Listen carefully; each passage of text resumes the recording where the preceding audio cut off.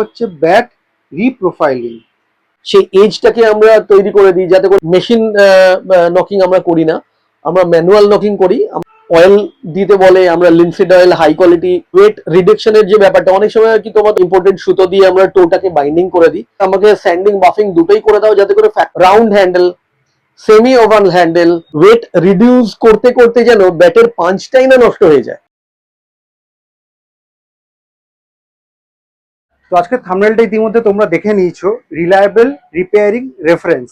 তো অনেক cricket blogs তোমাদের সাথে ইতিমধ্যে শেয়ার করেছি, টেনিস ক্রিকেট ব্যাট তোমাদেরকে দেখিয়েছি, তারপর ডিউস ক্রিকেট ব্যাট দেখিয়েছি, ঠিক আছে। তো প্রপার ভাবে রিপেয়ারিং জোন কিন্তু দেখানো হয়নি, তার কারণ হচ্ছে খুব কমই কলকাতায় এরকম রয়েছে যেখানে খুব রিলায়েবল ভাবে কিন্তু ক্রিকেট ব্যাট রিপেয়ার করা যায়। তো আজকে চলে এসেছি টলিগঞ্জ এরিয়ার এক্সেল স্পোর্টসের রিটেল কাউন্টারে স্পোর্টস জেনে। আজকে টোটাল ডেডিকেটেড ভিডিও থাকবে যে একটা ক্রিকেট ব্যাটকে প্রপার ভাবে রিপেয়ার করলে এক্স্যাক্টলি কত কস্ট পড়ে, ঠিক আছে। তো ভিডিওটা খুব ইন্টারেস্টিং হতে চলেছে, দেখতে থাকো উইদাউট স্কিপ। তো আমার সামনে রয়েছে সন্দীপ দা। সন্দীপ দা কেমন আছো? নমস্কার সবাইকে। নমস্কার। তুমি কেমন আছো? খুব ভালো আছি। আর ইতিমধ্যে আমরা কিন্তু প্রচুর ক্রিকেট ব্লগ শেয়ার করেছি এখানে, ঠিক আছে। অনেক ইংলিশ গুলো ক্রিকেট ব্যাট দেখিয়েছি। আচ্ছা, একটা ব্লগটা শুরু করার আগে একটা কথা বলি, যে হাতের যে ব্যাটটা নিয়ে রয়েছো এটা কি নতুন ব্যাট? তুমি বলো, এটা নতুন ব্যাট কি পুরনো ব্যাট? দেখি বলতে পারো কিনা। লাইক নিউ ওয়ান, মানে যেরকম ফিনিশিং লাগছে দেখে তো নতুন মনে হচ্ছে। নতুন নাকি? এটা একটা পুরনো ব্যাট। আচ্ছা। আমাদের একটা পুরনো প্লেয়ার আছে, সে আমাদের কাছে ব্যাটটা রিফারবিশ করতে এনেছিল। এর হ্যান্ডেলটা চেঞ্জ হয়েছে, এর ব্যাটটা পুরো নতুন ভাবে আর কি ফ্রেশ ভাবে আমরা রিফারবিশ করেছি, নিট ক্লিন করেছি। এবার স্টিকার লাগবে, তুমি দেখে কি বুঝতে পারবে যে এটা ওল্ড কি নতুন। মানে এটা ফ্যাক্টরি ফিনিশ বলে, এটা ফ্যাক্টরি ফিনিশ বলে। এই কন্ডিশন একমাত্র যাদের কাছে ওই মেশিনারিজ আছে তারাই একমাত্র এটা করতে পারবে। তো এটা পুরনো ব্যাট। আচ্ছা, মানে রিপেয়ার হয়ে এসছে। এটা রিপেয়ার হয়ে এসছে, যে এটা আমাদের ফ্যাক্টরিতে রিপেয়ার হয়ে এসছে। এবার কাল পরশুর মধ্যে প্লেয়ারটা আসলে দিয়ে দেবো। আচ্ছা, যে জিনিসটা বলে আমি ভিডিওটা শুরু করব সেটা হচ্ছে, অনেকের মনে প্রশ্ন আসতে পারে যে ব্যাট রিপেয়ারিং তো অনেক জায়গা রয়েছে, বা টু বি ভেরি প্রেসাইজ অনেক লোকেরা রয়েছে আশেপাশে, অলিগলিতে দেখা যায় যে করছে, ঠিক আছে, খুব কম দামে করছে। তো আমরা কেন এক্সেল স্পোর্টসে এসে ক্রিকেট ব্যাট আমরা রিপেয়ার করব? সবার প্রথম প্রশ্ন এটা তোমার কাছে। দেখো, এক তো হচ্ছে আমরা ব্যাট বানাই বড় বড় প্লেয়ারদের জন্য, আমরা প্রফেশনাল প্লেয়ারদের জন্য আমরা কাস্টমাইজ ব্যাট রেগুলার বেসিসে বানাচ্ছি। তো তার ফলে কি আমাদের সেই মেশিনারিজটা আছে যেখানে আমরা ব্যাট বানাতে পারি, অনেক ইজি হয়। বলা যেতে পারে যে ব্যাটের জন্ম দিচ্ছ তুমি, এবার বলতে পারো।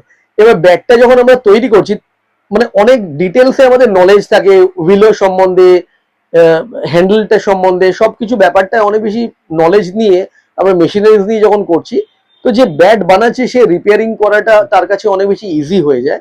আর যেহেতু আমাদের কাছে পুরো মেশিনারিজ আছে, ফ্যাক্টরি ফিনিশের জায়গাটা, এই যেটা যে বললাম, যে ওই উত্তরটা থেকেই আমরা এটা বললাম যে ফ্যাক্টরি ফিনিশের যে জায়গাটা, যেটা প্রফেশনাল প্লেয়াররা সবসময় চায়, তার জন্যই কিন্তু আমাদের কাছে আসে। দেখো, বেসিক্যালি আরেকটু ডিটেলসে বলতে গেলে যদি হয়, তাহলে একটা প্রফেশনাল প্লেয়ার 60,000-70,000 টাকার ব্যাট কিনছে, বা একটা কোনো ভালো প্লেয়ার আছে সে হয়তো 60-70 বা 40,000 টাকার ব্যাট কিনছে।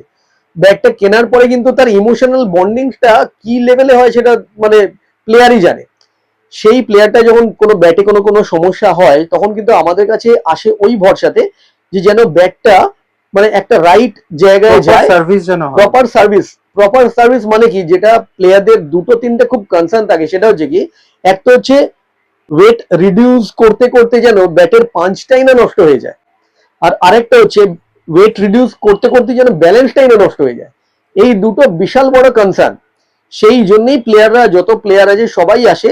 আর আমাদের সার্ভিসটাই ওরকম যে আমাদের ব্যাটটা যখন আমরা ওয়েটটা রিডিউস করি, তখন আমরা সবসময় পাঞ্চের দিকটা সবসময় খেয়াল রাখি, যে যেন যে পাঞ্চটা তখন ছিল ওই ওয়েটটা রিডিউস করার পরে যেন সেই পাঞ্চটা সেম থাকে, সেই অনুযায়ী আমরা কাজ করি। তো এটা ধরো কার্পেন্টারের কাজ নয়, কারণ মার্কেটে এখন অনেক কার্পেন্টার এসে গেছে যারা ব্যাট গুলো বানাচ্ছে, বাট এটা অ্যাকচুয়ালি কার্পেন্টারের কাজ নয়। যে ওই ছিলে দেওয়া একটা টার্মস একটা ইউজ হয় এখন, বাট আমার মুখে ওই টার্মসটা কখনোই আসে না। আমার সবসময় ওয়েট রিডিউস করো, রিফারবিশ করো, এইসব টার্মস গুলো আসে, কারণ এটাই অ্যাকচুয়াল টার্ম। এটা ক্রিকেট খেলছি আমরা, এটা কোনো কাঠের মিস্ত্রির সাথে কথা বলছি না। তো ন্যাচুরালি এইটাই হচ্ছে মেন। তো তো এই কনটেক্সটে একটা কথা তোমাদেরকে বলে রাখি, তোমরা যারা জানো তো ঠিক আছে, আর যারা জানো না তাদের বলে রাখি, সন্দীপ দার কিন্তু ভাস্ট নলেজ রয়েছে ক্রিকেটের ব্যাপারে, ঠিক আছে। এবার সেটা কি, সেটা আমি না, সন্দীপ দার থেকে তোমরা শুনে নাও। এই যে আমার নলেজ আমি তো জানি না, মানে আমি ব্যাট বানাচ্ছি।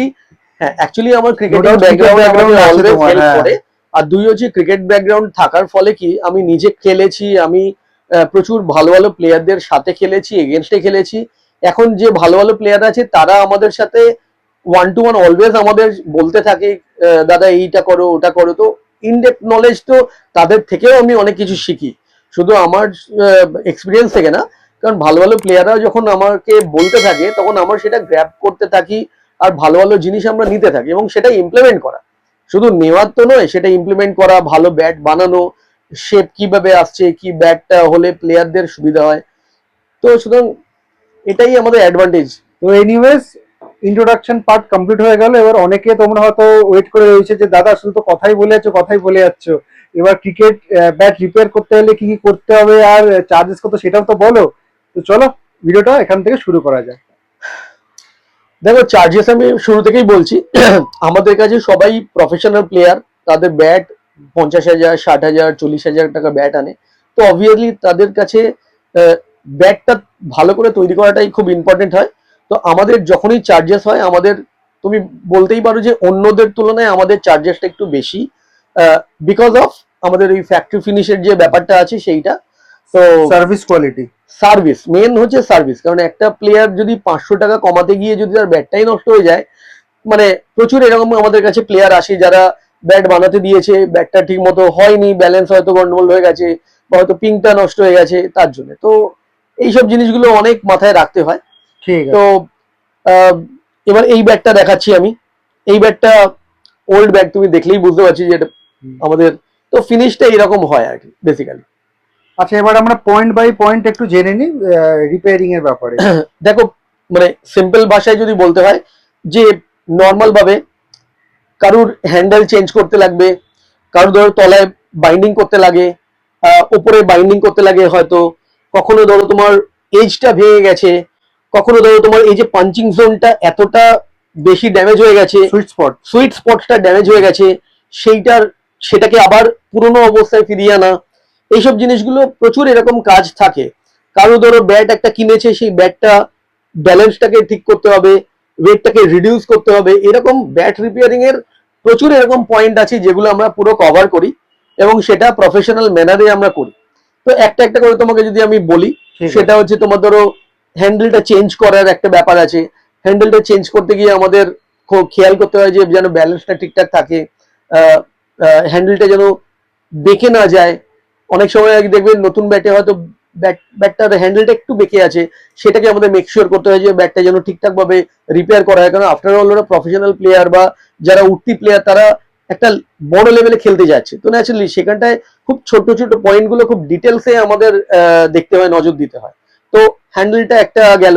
এবারে হ্যান্ডেলের মধ্যে অনেক সময় হয় না, round handle, semi oval handle, oval handle, হ্যান্ডেলের একটা লেন্থ আছে, কেউ শর্ট চায়, কেউ লং চায়। তো এত ডিটেলস এর যে পুরো ব্যাপারটা আছে সেটা আমাদের কাছে করতে পারবে। কারো ধরো একটা হ্যান্ডেলটাকে একটু চেঞ্জ করতে লাগবে, তো সেটা আমাদের সার্ভিসের মধ্যেই পড়ে। আচ্ছা, মোটামুটি আমাদের একটা প্রাইস আইডিয়া দিয়ে দেবে রাফলি। দেখো, নর্মাল একটা হ্যান্ডেল তোমার ধরো 1,500 থেকে 2,000 টাকার মধ্যে হয়, কিন্তু সেটার উপর যদি আবার কাস্টমাইজের যদি কিছু অপশন থাকে, তাহলে ওখানে আরো 500-700 টাকা বেড়ে যায়। তো ন্যাচারালি ওটা পুরো ডিপেন্ড করছে যে ওর কি দরকার, তো তার উপর পুরো প্রাইস রেঞ্জটা ব্রোকেন হ্যান্ডেলটার কন্ডিশনটার উপর ডিপেন্ড করছে। হ্যাঁ, ধর তোমার হ্যান্ডেলটা ভেঙে গেছে, নতুন করে হ্যান্ডেলটা লাগাতে হবে। তো সেই হ্যান্ডেলটা যদি আমাকে ফিক্স করতে হয়, তাহলে একদম ফ্রেশ একটা নতুন হ্যান্ডেল আমাকে ফিক্স করতে গেলে ধরো 1,500-2,000 টাকা খরচা হয়েই যায়। এবং সেইটা অনেক সময় কি একটা ব্যাটের স্টিকার আছে, সেই ব্যাটের স্টিকারটাকে পুরো তুলতে হয়, ব্যাক সাইডের স্টিকারটাও তুলতে হয়। তখন প্লেয়াররা ম্যাক্সিমাম ক্ষেত্রে বলে কি, দাদা হ্যান্ডেলটা চেঞ্জ করছো, তাহলে পুরো ব্যাকটার স্টিকারটাই মানে পাল্টে দিয়ে একটা ফ্রেশ ভাবে তুমি রিফারবিশ করে দাও। তো সেটার একটা চার্জেস একটা আছে। অনেক সময় বলে যে দাদা আমাকে স্যান্ডিং বাফিং দুটোই করে দাও যাতে করে ফ্যাক্টরি ফিনিশ হয়। তো আস্তে আস্তে চার্জ বাড়তে থাকে, বাট আমরা সবাইকেই বলি যে যদি করতে হয় তাহলে ফ্রেশ ভাবে ভালো করে করো, তাহলে কি ব্যাটটা একদম নতুনের মতো দেখতে লাগে, তো তাতে খেলতেও ভালো লাগে। ঠিক আছে, চলো নেক্সট পয়েন্ট। নেক্সট পয়েন্ট তোমার ধরো টো বাইন্ডিং এর একটা ব্যাপার থাকে, অনেক সময় কি টোরটা একটুখানি নতুন ব্যাটে টোটাকে একটুখানি ঠিকঠাক করতে হয়, একটু প্রোটেকশন দিতে হয়। তো তার জন্য আমরা ইম্পোর্টেন্ট সুতো দিয়ে আমরা টোটাকে বাইন্ডিং করে দিই। তো এই যে জায়গাটা দেখতে পাচ্ছি এটা শোল্ডারে বাইন্ডিং আছে, সেম সার্ভিস আমার টোতেও আমাদের দেওয়া হয়। তো এটা গ্লুটাও একদম একদম ডিফারেন্ট একটা গ্লু। আর এই গ্লুটা আমরা ইউজ করি, এই সুতোটা যেটা আমরা ইউজ করি, এতে ব্যাটের ওজনের কোনো খুব বেশি তফাৎ হয় না, তারতম্য 1 হয় গ্রাম না। 2 গ্রামের একটা তফাৎ হয়, যেটা খুবই মানে Negligible। মিনিমাম একটা যেটা ইয়ে হয়। অন্য ক্ষেত্রে দেখি মোটা মোটা সুতো দিয়ে করে বা আঠা ঠিক মতো লাগায় না, অনেক সময় ফেভিকল দিয়েই ছেড়ে দেয়। ওই ব্যাপারটা ওই মানে অ্যাকচুয়ালি এইটা নয় আর কি, মানে এটা হচ্ছে প্রপার একটা প্রফেশনাল ব্যাটের জন্য এই সার্ভিসটা খুব দরকার। ওকে। ঠিক আছে, তো এই সার্ভিসটা তোমার ধরো হ্যান্ডলেও হয়, আবার যেতে হয়। অনেক সময় তোমার ধরো এই যে টোটা ভেঙে গেছে, ধরো টোতে এখানে এখন তো T20 খেলা চলছে, তো প্রচুর টো ড্যামেজ হয়। এক তো হচ্ছে বলের কন্ডিশনের জন্য, প্লাস গেমের ডিমান্ডের জন্য আর কি, একটা ধরো ঠিক মতো পজিশনে গেল না, বলটা মারতে গেল, অনেক সময় ব্যাট ড্যামেজ হয়। তো সেই ক্ষেত্রে প্লেয়ারদের তো ব্যাট লাগবে, তো ইমিডিয়েটলি ওরা আমাদের কাছে আসে। ব্যাটটা ধরো টোটা ধরো ভেঙেই গেছে, পুরো উড়ে গেছে একদম, পুরো এইখান থেকে ধরো উঠেই গেছে, তো ওর কাছে কার্ডটাও হয়তো হারিয়ে গেছে। তখন আমরা করি কি, আমাদের যে ইংলিশ ফিলো ক্লেফট আছে, সেই ক্লেফট থেকে আমরা এখান থেকে ক্লেফট জুড়ে সেটাকে আবার প্রপার একটা গ্লু এর মাধ্যমে, একটা ক্লাম্পের মাধ্যমে একটা জুড়ে দিয়ে তারপর সেটাকে বাইন্ডিং করা, যাতে করে পুরোনো কন্ডিশন ফিরে পায়, সেই ব্যাপারটা আমরা পুরো স্মুথ ভাবে করি। তো এই একটা অপশন আছে যে পাঞ্চিং জোনটা, যে অনেক সময় আর কি বল খেলতে খেলতে খেলতে এই জায়গাটা এতটাই ড্যামেজ হয়, তো একটু রিপেয়ারিং এর দরকার লাগে। তো তখন এইটাকে আমরা একটা স্পেশাল সার্ভিসের মধ্যে দিয়ে গ্লুটা কিভাবে ইনজেক্ট করা যায় যাতে করে পুরোনো কন্ডিশনে ফিরে আসে, তো এই জায়গাটাও আমরা সবসময় খেয়াল ঠিক করি। আছে। তো অনেক ডিটেলস ব্যাপার আছে। আর তোমার ধরো ওয়েট রিডাকশনের যে ব্যাপারটা, অনেক সময় কি তোমার ধরো একটা মোটা ব্যাট কিনে ফেলেছে, অনেক সময় ধরো সেলে পেয়ে গেল, অনেক সময় ধরো ব্যাটটার গ্রেনটা খুব ভালো, পাঞ্চটা খুব ভালো, বাট ব্যাটটা একটুখানি ভারী ওর পক্ষে। তো তখন আমাদের কাছে সেই নতুন ব্যাটটা নিয়ে আসে, নিয়ে এসে ওয়েট জিজ্ঞেস রিডিউস করে করার জন্য। যে ওয়েটটাকে দাদা একটু রিডিউস করে দাও, ব্যালেন্সটাকে আবার আমার মতো করে দাও। কারণ ও তখন আবার তার পুরোনো ব্যাটটা নিয়ে আসে, তখন আমরা কি ওই ব্যালেন্সটাকে ওর ব্যাটের মতো করে ব্যালেন্সটাকে আমরা করে দিই, ওয়েটটাকে একটু রিডিউস করে। ধরো অনেক সময় 1220-30-এর ব্যাট আসে, ও বলে যে 1180-1170-এ নিয়ে নিয়ে চলে আসো, কিন্তু ব্যালেন্সটা যেন আমার লাইট হয়, পিক আপটা যেন ভালো হয়, এবং ওই ব্যাটটাকে রিডিউস করার সময় যেন তোমার পাঞ্চটা যেন কম্প্রোমাইজড না হয়। তো এতগুলো পয়েন্টগুলো আমাদের ভাবনা চিন্তা করে পুরো ব্যাপারটাকে খেয়াল করতে হয়, যাতে করে তার যে ইমোশনটা আর ব্যাটটা কিছুতেই যেন ড্যামেজ না হয়। আচ্ছা, ওয়েট রিডাকশনের অ্যাপ্রক্স কিরকম ধরতে পারি আমরা? মোটামুটি তোমার ধরো ওই 1500 থেকে 2000, এগুলো ডিপেন্ড করে কন্ডিশনের সার্ভিস, উপর। হ্যাঁ কন্ডিশনটা কি অবস্থায় আছে, ও কি সার্ভিস নিচ্ছে। ও যদি ফ্যাক্টরি ফিনিশ হয় সেটার একটা প্রাইস থাকে, ওর যদি বলে না জাস্ট শুধু তুমি মানে ওয়েটটাকে রিডিউস করে দিলেই হবে, আমার ফিনিশ দরকার নেই, তার একটা প্রাইস আছে। তো ওই মানে 1.5, 2, 2.5 এইরকম ভাবেই আর কি বিভিন্ন প্রাইস ভ্যারি করে, ডিপেন্ডিং অন ব্যাটের কন্ডিশন, ও কি কিরকম চাইছে তার উপর। দেখো মোটামুটি সার্ভিস গুলো সব বলে দিয়েছি, তার মধ্যে হয়তো একটা হয়তো বেসিক যে সার্ভিসটা সেটা হচ্ছে কি ব্যাটটা নকিং করার যে সার্ভিসটা, সেটাও আমাদের হয়। এখানটায় তোমার আমার মেশিন নকিং আমরা করি না, আমরা ম্যানুয়াল নকিং করি। আমরা মেনলি ওল্ড স্কুল স্টাইলের যে ব্যাট প্রিপারেশন যে প্রসেস, সেটাই আমরা ফলো করি। তো সেইটা তার মধ্যে নতুন ব্যাটের ক্ষেত্রে কেউ আমাদের থেকে ব্যাট পারচেস করলে সেই সার্ভিসটা আমরা ব্যাটের সাথে এমনিই দিয়ে দিই। আর যদি কেউ অন্য জায়গা থেকে ব্যাট পারচেস করে আমাদের কাছে নিয়ে আসে ব্যাটটা তৈরি করার জন্য, তো তার জন্য সার্ভিস আমাদের আছে। এই ব্যাটটা আমরা ম্যানুয়ালি নকিং করে দিই, পুরো একদম যতক্ষণ না পর্যন্ত ব্যাটের পাঞ্চ ওই লেভেলে পৌঁছচ্ছে, সেটা আমরা ম্যানুয়ালি আমরা সেটা করি। মেশিন সেটা কিন্তু বুঝতে পারে না যে কোন পোর্শনটায় বেশি লাগবে কোনটায় কম লাগবে। তো সেই জন্য মেশিন নকিং এর থেকে ম্যানুয়াল নকিং অনেক বেশি আমাদের কাছে অনেক কিছু মোর এফিশিয়েন্ট। আমরা হ্যাঁ এফিসিয়েন্সি আমরা বুঝতে পারি যে কোন জায়গাটায় কি আছে। কারণ মেশিন হলে কি ও 1000 নক বা 2000 নক, তারপরে সেটার পারফরমেন্স হলো কি হলো না সেটার দায় দায়িত্ব নেই। বাট আমাদের ক্ষেত্রে কি, এখানে দায় দায়িত্বটা আমরাই নিজেরা নিই, যে যতক্ষণ না ব্যাটটা রেডি হবে ততক্ষণ আমরা নকিংটা করে দেব। এই নকিং করার পরে আমরা করি কি, টেপটা দিয়ে আমরা মানে তলার যে টো বাইন্ডিংটা, সেই বাইন্ডিংটাও করে দিই। উপরে যদি কেউ অয়েল দিতে বলে, আমরা linseed oil, high quality linseed oil আমরা দিয়ে দিই।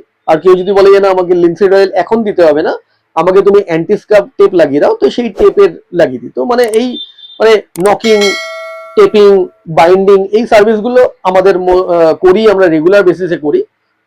তো প্লেয়াররা যারা আছে আইডিয়াও আমাদের দিও। প্রাইস মোটামুটি ধরো 1000-1500 এর মধ্যেই ঘোরাফেরা করে। প্লাস এজটা যেটা তৈরি করা, সেই এজটাকে আমরা তৈরি করে দিই যাতে করে এজে বল লাগলেও যেন ড্যামেজটা যতটা মিনিমাম করা যায়, মানে মিনিমাইজ করা যায়। তো সেই জায়গাটা আমরা সবসময় খেয়াল রাখি। সুতরাং নাম্বার অফ এটা ডিপেন্ড করছে না, ডিপেন্ড করছে যে ব্যাটটা তৈরি করাটা, সেটা আমরা করে দিই। তো সন্দীপ দা, মোটামুটি এতক্ষণ তো আমরা অনেক কিছু জানতে পারলাম ব্যাট রিপেয়ারিং এর ব্যাপারে। আর একটা খুব ক্রুশাল পয়েন্ট রয়েছে যেটা অনেকেই কিন্তু কাছে অবধি যায় না, সেই পয়েন্টটা। আচ্ছা, তোমরা কি সেটা করো? সেটা হচ্ছে ব্যাট রিপ্রোফাইলিং। মানে তুমি বলতে চাইছো যে প্রোফাইলটা ডাকবিল হবে নাকি মিড টু প্রোফাইল হবে? সে কি নিজের ইচ্ছা মতো চাইলে চেঞ্জ করতে পারে? হ্যাঁ পারে, কারণ যেহেতু আর কি আমাদের মেশিনারিজ আছে, আমরা ব্যাট বানাই, তো সেই ক্ষেত্রে প্রোফাইলটা চেঞ্জ করতে হবে, ব্যাটের শেপ চেঞ্জ করতে পারা যায়। যদি ব্যাটে এনাফ উড থাকে তাহলে এই শেপিংটা করা যেতে পারে। ধরো তোমার মানে সিম্পল ভাষায় যদি বলতে হয়, ধরো কারুর ব্যাট, একটা নতুন ব্যাট কিনলো, সেটা ধরো তোমার 1220-1230 গ্রামের একটা ব্যাট কিনলো, তো তাতে কি উডের বেশ পোর্শনটা অনেকটাই থাকে, পরিমাণটা অনেকটা থাকে। সেখান থেকে যদি আমি শেপ করতে হয় তাহলে আমরা ডাকবিল শেপও করতে পারি। যে যে প্রোফাইলের দরকার লাগে সেই প্রোফাইলে আমরা ব্যাটটাকে অনেকটা ক্লোজে নিয়ে আসতে পারি, অন কন্ডিশন কি ব্যাটে উডের পার্সেন্টেজটা যেন এনাফ উড থাকে যাতে করে আমি শেপটা দিতে পারি। আদারওয়াইজ ওই যেটা বলছে সেইটাতে তো অনেকটা ক্লোজ যায়, আর তাতে ব্যালেন্সটাও আর কি ও যেটা চাইছে সেটাও ব্যালেন্সটা পেয়ে যায়, ব্যাটের ওজনটাও কমে যায়। তো ওভারঅল যে শেপটা দাঁড়ায়, যে ব্যাটটা দাঁড়ায়, তাতে আমার মনে হয় ও যে ব্যাটটা কিনেছিল তার থেকে অনেক বেটার কন্ডিশনে আসে এবং ওর খেলার ধরনটাও আর কি পাল্টে যায়। স্ট্রোক মেকিং অপশনটা বেড়ে যায়, সাইড স্ট্রোক, ফ্রন্টে খেলা, ব্যাকে, সব ধরনের আর কি মানে খেলার যে সুবিধাটা, সেই সুবিধাটাও পেয়ে যায়। তো thank you so much Sandeep দা, এতটা ভাস্ট নলেজ আমার সাথে শেয়ার করার জন্য। আর আরেকটা পয়েন্ট আমি তোমাদেরকে বলে দিতে পারি, সেটা হচ্ছে তোমরা যারা ব্যাট রিপেয়ারিং এর জন্য এখানে আসছো, কোনো রকম যদি প্রবলেম হয় ব্যাট রিলেটেড বা যে কোনো জিনিস, টেকনিক্যাল যে কোনো জিনিস, তোমরা মানে এনি টাইম সন্দীপ দার কাছ থেকে কিন্তু হেল্প নিতে পারো। দেখো আমরা সবসময় প্লেয়ারদের জন্য আছি। যে কোনো প্লেয়ার, সেটা যদি আমাদের কাছে ব্যাট রিপেয়ারিং করতে নাও আসে, শুধু জাস্ট নলেজের জন্য আসে, সেটাও আসতে পারে, মোস্ট ওয়েলকাম। আমার দ্বারা যতটা নলেজ শেয়ার করা যায় আমি দিয়ে দেবো। এটা কখনোই নট নেসেসারিলি আমার থেকেই ব্যাট কিনতে হবে বা আমার থেকেই নলেজ মানে রিপেয়ারিং করতে হবে, সেরকম কোনো ব্যাপার নেই। এটা অ্যাজ এ ক্রিকেটার, আর একটা ক্রিকেটারকে যদি শেয়ার করে যদি তার কিছু হেল্প হয়, I will be the most happiest person. আজকালকার দিনে এটাই বা কেউ কম করে না। দেখো নলেজ শেয়ার করলে, দেখো আমি যদি কিছু শেয়ার করি তাহলে প্লেয়ারটারই মানে লাভ হবে, ভালো হবে, আর ওর পরবর্তী ব্যাট কিনতেও সুবিধা হবে বা রিপেয়ার করতেও সুবিধা হবে। তো আলটিমেটলি তো মানে আমাদের কাজটাই এটা, যে প্লেয়ারদের হেল্প করা। তো কখনো কখনো নলেজ দিয়েও হেল্প করতে হয়। ঠিক আছে, thank you so much. Thank you, thank you. তো স্পোর্টস ড্রেনে কী করে আসতে হবে, লোকেশনটা তোমাদেরকে বলে দিই। এই সামনে যে রাস্তাটা দেখতে পাচ্ছ সেটা হচ্ছে প্রতাপাদিত্য রোড, আর এই যে সামনে সোজা যে ক্রসিংটা রয়েছে সেটা হচ্ছে রবীন্দ্র সরোবরের ক্রসিং। এখান থেকে বাদিকে যে রাস্তাটা দেখতে পাচ্ছ সেটা সোজা কালীঘাট হাজার ক্রসিংয়ের দিকে যাচ্ছে, আর উল্টো দিকে সোজা রাস্তাটা কিন্তু সাদার্ন অ্যাভিনিউ লেকের দিকে যাচ্ছে। আর ডান দিকে যে রাস্তাটা সেটা সামনেই কিন্তু টলিগঞ্জ রেল স্টেশন, আর নিয়ারেস্ট মেট্রো স্টেশন যদি বলো সেটা হচ্ছে তাহলে রবীন্দ্র সরোবর।